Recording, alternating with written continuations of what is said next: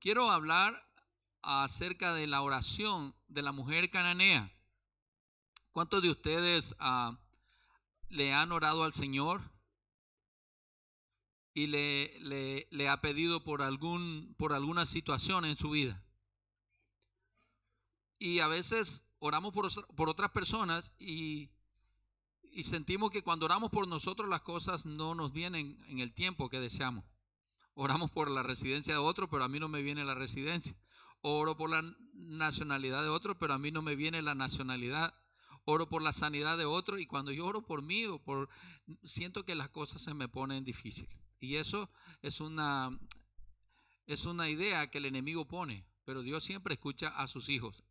Y de la palabra que le voy a hablar hoy, no específicamente, escuche bien, para aquellos que no conocen a Jesús o que no han practicado la oración de fe, no necesariamente usted tiene que ser esa persona. Cuando nosotros nos humillamos ante Dios, Él escucha nuestras oraciones, pero Él quiere conocer tu corazón. La sanidad, dice la Escritura, que es el pan de los hijos. Y a veces oramos y sentimos que nuestras oraciones no tienen esa respuesta. Y pensamos que no recibimos porque tenemos algún pecado escondido en nosotros. Y posiblemente nuestras oraciones no son específicas y constantes. Quiero que vaya al libro de Mateo, capítulo 15, versículos 21 al 28. Dice así: saliendo Jesús de ahí, se fue a la región de Tiro y de Sidón. Y he aquí una mujer cananea, no era judía, escuche bien, que había salido de aquella región, clamaba diciendo: Señor, Hijo de David, ten misericordia de mí. Mi hija es gravemente atormentada por un demonio. Pero Jesús no le respondió palabra. A veces sentimos que el Señor, por muy cortas que sean nuestras oraciones o por muy largas, y nos empeñamos en repetírsela, creemos que el Señor no nos escuche.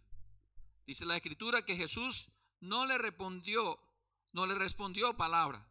Entonces, acercándose, sus discípulos le rogaron diciendo: despídela, pues da voces tras nosotros.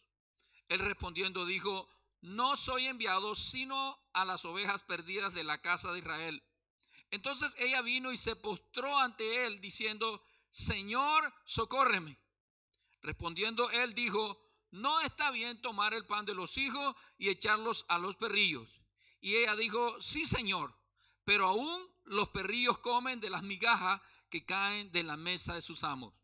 Entonces, respondiendo Jesús dijo: oh mujer, grande es tu fe, hágase contigo como quieres. Y su hija fue sanada desde aquella hora. Es tremendo cuando Dios no nos escucha. Es muy duro cuando Dios no escucha nuestras oraciones. Y esta mujer estaba en esa agonía. Estaba pidiéndole socorro a Jesús. Muchos versículos, muchas historias en la Escritura hablan cuando Jesús se quedó dormido con los discípulos. Y una de ellas dice que iba en una barca Jesús y iba cansado y se durmió. De pronto vino una gran tempestad y los discípulos estaban con temor. A veces hay momentos que nosotros tenemos temores. A veces estamos haciendo un trabajo, hacemos un viaje o tenemos alguna dificultad con nuestros hijos o sentimos que alguien se nos va a morir de determinada enfermedad y tenemos ciertos temores, y el mayor temor que podemos tener es que Dios no nos escuche. Ahora recordemos que no necesariamente Dios tiene que contestar tus oraciones. Nosotros oramos fervientemente por una sobrina joven y bueno, el Señor se la llevó. Y tenemos que dar gracias a Dios en todo y por todo. El hecho de que Dios se lleve a tus familiares no quiere decir que Él no te ama. Dios tiene un doble propósito en todas esas cosas y tenemos que ser, aún en medio de ello, agradecidos con Dios. Amén. Y luego, y personas que usted dirá: bueno, pero si oré por esta persona que es una persona de Dios y el Señor se la llevó, oré por este y que ni siquiera conoce al Señor, tiene muchos vicios y el Señor lo tiene vivo. y está mejor que cualquier otro. Y uno se hace muchas preguntas. Esta mujer no era de Israel, era griega, era sirofenicia, era cananea. Y dice que se acercó a Jesús y su oración fue muy específica. A veces nosotros no tenemos oraciones específicas. Nuestras oraciones pueden ser pequeñas y específicas, pero con fervor. Le dijo: Jesús, hijo de David, ten misericordia de mí. Y fue específica cuando le dijo: ten misericordia de mí. Y la clave, y le dijo: mi hija, le llamó las cosas por su nombre. Mi hija es gravemente atormentada por un demonio. A veces nuestros familiares tienen problemas de vicio. Puede ser la borrachera. Pero el Señor, tú sabes que le gusta tomar de vez en cuando. Y cuando oramos con personas así alrededor, sabemos que lo tiene muy atrapado un espíritu de borrachera, un espíritu de adulterio, de fornicación o de chismoso. Una hermana me pidió, hermano, me dice: yo he sido chismoso. Así, nunca me habían pedido oración por algo así, que le ayudara a cambiar esa actitud. Otros ahirientos. Somos muy enojados. Pero el Señor siempre tiene cuidado de nosotros. La oración de esta mujer quiero ser claro en decir que la oración fue concisa y precisa. ¿Usted me entiende?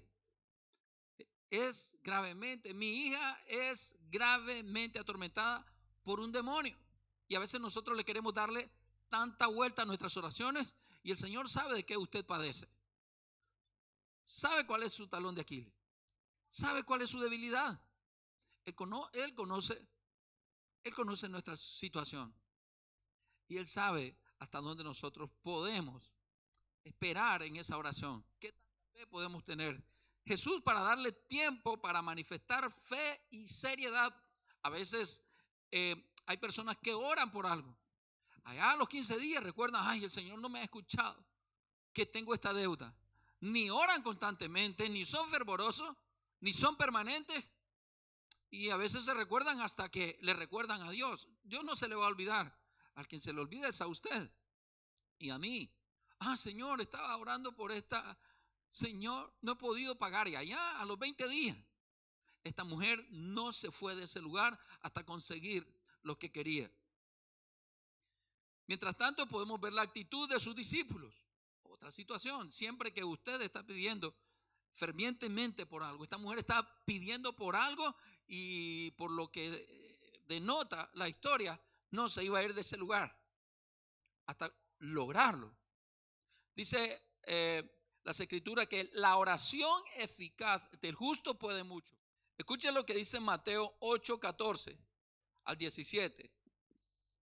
Que Jesús tenía un propósito en sanar a los enfermos hasta el día de hoy y cumplir su palabra. Él vino a sanar a los enfermos. Vino Jesús a casa de Pedro y vio a la suegra de este postrada en cama con fiebre, y tocó su mano y la fiebre la dejó, y ella se levantó y le servía. Ahora dice: cuando llegó la noche, trajeron a muchos endemoniados, y con la palabra echó fuera a los endemoniados y sanó a todos los enfermos. El propósito de Jesús era sanar a todos los enfermos. ¿Para qué? Dice la escritura: para que se cumpliese lo dicho por el profeta Isaías cuando dijo: Él mismo tomó nuestras enfermedades y llevó nuestras dolencias. Recuerda que el enemigo solo viene, el ladrón, dice Jesús en Juan 10:10, que solo viene para hurtar, matar y destruir. Yo he venido para que tengan vida y para que la tengan en abundancia. Todo lo que usted le pide al Señor, si usted viene a manifestarse delante del Señor, porque una manifestación la que usted hace, o sea, pide algo de mala gana, no lo va a recibir. La escritura dice: pero pida con fe, que no seamos como la onda del mar, porque el que no pide con fe dice que es como la onda del mar, que va de un lugar a otro y nunca sale de su lugar. Las personas que verdaderamente oran, su vida de oración se nota, se nota en su hablar, se nota en su caminar, se nota en su éxito, se nota en sus relaciones, en su hogar, en su matrimonio, en su familia, con sus hijos, con las personas, en su trabajo. Hay un cambio. Yo le contaba algo penoso hoy a los hermanos, que yo he tenido un cambio. Yo era una persona que cuando me enojaban, normalmente siempre se enoja una con las personas más débiles, ¿verdad? ¿Por qué no se enoja con un fuerte? Sí, nos enojamos con nuestras esposas, nos enojamos con nuestros hijos, pero cuando nos encontramos a alguien alto en la calle, con él no nos enojamos. Espérate, nos vamos a ver otro día, ¿verdad? Ya verás lo que te pasa. Muy bien. El ladrón viene para hurtar. ¿Puede decir eso? El ladrón viene para hurtar y matar. Jesús dijo, yo he venido para que tengan vida, pero para que la tengan en abundancia. Cuando habla de vida en abundancia, no se refiere que cuando usted se muera va a ir al cielo. No, aquí el reino de Dios está aquí. Jesús habló de que el reino de Dios se podría instalar, estar con nosotros, y por eso le enseñó a sus discípulos a orar para que el reino viniera a ellos. Primera de Juan 3:8 dice, el que practica el pecado es del diablo, porque el diablo peca desde el principio. Para esto apareció el Hijo de Dios, para deshacer las obras del diablo. Porque dice Primera de Juan 3:8 que el que peca es del diablo. Mire, a veces hacemos cosas que a Dios no le agradan. Y las cosas que son de Dios, pues tienen su resultado. Y las cosas que son del diablo, son del diablo. El que practica, la práctica es una, práctica viene de la palabra fábrica. Hay personas que viven fabricando la maldad. Hay personas que viven fabricando el pecado. Es como el hombre que está fabricando enamorar a una señorita y él investiga dónde vive, cómo se llama, qué edad tiene, a qué hora va al trabajo, a qué hora va al colegio y le investiga todo. Está practicando, está fabricando en su mente y en su corazón lo que va a hacer. Pero toda esa maldad la traemos todos. Pero Jesús vino para eso, para deshacer la obra del enemigo en nuestras vidas, en nuestras mentes y en nuestros corazones. Por eso debemos de atar cada día nuestra mente y nuestros pensamientos al Señor. Esta mujer, escuche bien, algo que aprendí de todo esto. Esta mujer estaba perdida en el pecado por haberse extraviado de Dios, no por su identidad nacional, no por ser griega, sino porque todos sin Cristo estamos fuera del plan de Dios. Ahora, había un pacto para el pueblo de Israel y ella no era del pueblo de Israel. Habían promesas para el pueblo de Israel. Había un pan para el pueblo de Israel. Dice que ella se echó a sus pies en su último esfuerzo por obtener misericordia y su oración fue, escuche bien, voy a hablar de 10 cosas cortas de lo que esa mujer hizo. Uno, su oración fue corta y específica. Mi hijo es gravemente atormentado por un demonio. Fue clara. Cuando usted haga oraciones específicas, haga oraciones claras, porque a veces oramos hasta en lenguas que ni Jesús entiende. O sea, se pone a hablar. Yo no le estoy diciendo que no hable en lengua. Creo en el hablar en lengua, pero en una lengua genuina. Pero cuando usted le ore al Señor, sea clara, precisa y concisa y sea corta. Amén. Segundo, sea humilde. No le dé tanta vuelta a lo que quiere pedirle al Señor. Rebájese, porque humildad es rebajarse, es ponerse a la altura de su situación. Pero ¿sabe qué? Esta mujer, aún siendo sirofenicia, dice la Escritura, siendo cananea, siendo griega y no judía, se llegó a pedirle al Señor lo que ella deseaba: sanidad para su hija, liberación para su hija. ¿Sabía usted que la liberación de la enfermedad, del dolor, de la tristeza, de la carencia, es el pan de los hijos? Todo derecho tienen los hijos, el derecho de prosperar. Todos los hijos que están bajo una casa tienen que ser bendecidos. Todos los hijos, todos mis hijos reciben la bendición, todos por igual. Es mi techo, pero debajo de mi techo puedo bendecir a otros. Otro que llegue y me pida por la ventana: ayúdeme, don Benjamín. Si esa persona empieza a decirme por la ventana que le ayude, aún yo teniendo mire, no soy hijo suyo, pero ¿me puede ayudar? Esta semana me ha dado gusto de algo, que han llegado las personas a pedir los alimentos. Estamos dando alimentos 3 días de la semana. y llegan con deseo, con el deseo. O sea, no digo hambre, sino que llegan con una actitud de que lo necesitan. Y se están ahí esperando. Tal vez yo acabo de salir a traer los alimentos en mi coche y cuando llego están en la misma posición todos esperando en fila. Y eso me da a mí una responsabilidad de llevarle los alimentos a estas personas. Primero, tu oración debe ser corta y específica. Segundo, tiene que ser humilde, rebájate ante el Señor. Ella le dijo, Señor, hijo de David. Fue ferviente. La palabra ferviente es celoso, ardiente, entusiasta. ¿Sabe qué significa también? La etimología de esta palabra dice hervir, estar en ebullición. O sea, esa mujer estaba, ya, se me muere. Mi hija se muere, Señor. Despídela, sácala. Los religiosos, ¿verdad? Los discípulos aún, a veces dentro de la iglesia, a veces alguien quiere pedir oración y otra persona, pastor, usted ya está cansado, déjala que se vaya. Esa persona siempre está pidiendo oración. ¿Recuerda a Ana? Ana se postró ahí y oraba y oraba y oraba. Y ya desesperado el pastor, que estaba muy viejo, le dice, Ana, es demasiado, ya, digiere tu vino y vete a tu casa. Y ella le dijo, no, Señor, no estoy borracha. Le estoy pidiendo al Señor un hijo. Y no me voy hasta recibirlo, le haber dicho. En Samuel capítulo 1 usted puede ver esa historia. Esa mujer no se fue del altar, pero había otra mujer que se llama Ana. Dice que esa mujer llegó a orar. Dice que vivió 7 años con su esposo. Y después que su esposo se murió, se dedicó a orar y a esperar la venida del Mesías. Pasó 80 años. Cuando ya tenía 80 años, hermano, esa mujer, dice la escritura, que ya estaba por morir. Cuando escuchó que Jesús había nacido.